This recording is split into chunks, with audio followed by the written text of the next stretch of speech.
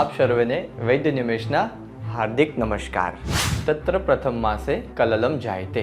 Congratulations, આપ pregnant છો અને તમે તમારા ઈષ્ટદેવને પ્રાર્થના કરો કે આ ગર્ભાવસ્થા દરમિયાન તમારી અને તમારા ગર્ભનો સારો એવો વિકાસ થાય.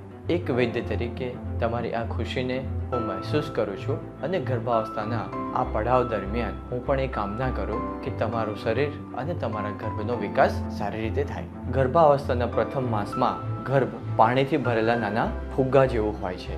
મતલબ કે જો એની સંભાળ લેવામાં ના આવે તો તે ક્યારે પણ રપ્ચર થઈ શકે છે અને જો એનું પૂરતું પોષણ કે સંભાળ લેવામાં આવે તો તેમાંથી ગર્ભનો વિકાસ થઈ શકે છે. આ માસમાં યોગ સેક પણ ડેવલપ થતું હોય છે. ગર્ભાવસ્થાના પ્રથમ માસમાં સ્ત્રીઓના શરીરમાં મોર્નિંગ વીકનેસ કે સિકનેસ જેવા લક્ષણ દેખાતા હોય છે. શરીર થોડું ભારે લાગવું અને હોર્મોન બદલાવાના કારણે મનમાં પણ થોડા વિચારો બદલાતા હોય છે. પ્રથમ માસ દરમિયાન સ્ત્રીઓએ ગરમ પડે, શરીરમાં અપચય, ખોરાક ના લેવો જોઈએ કે જેના કારણે ગેસનો પ્રોબ્લેમ થઈ શકે છે અને ગર્ભાવસ્થા દરમિયાન સ્ત્રીઓએ ભારે વધુ વજનવાળો વસ્તુઓ ઉચકવી જોઈએ નહીં. ગર્ભાવસ્થાના પ્રથમ માસ દરમિયાન શરીરને ઠંડક આપે એવો ખોરાક લેવો જોઈએ, જેવું કે ગાયનું દૂધ, ગાયનું ઘી, ગુલકંદ, તકમરિયા પાણીમાં પલાળી અને તમારે રોજ સવારે નિત્ય સેવન કરવું જોઈએ. ગર્ભાવસ્થા દરમિયાન રોજ સવારે થોડું વોક, યોગા, પ્રાણાયામ કે હલકી કસરત કરવી જોઈએ કે જેથી શરીરના દરેક સ્નાયુને પૂરતા પ્રમાણમાં પોષણ મળે.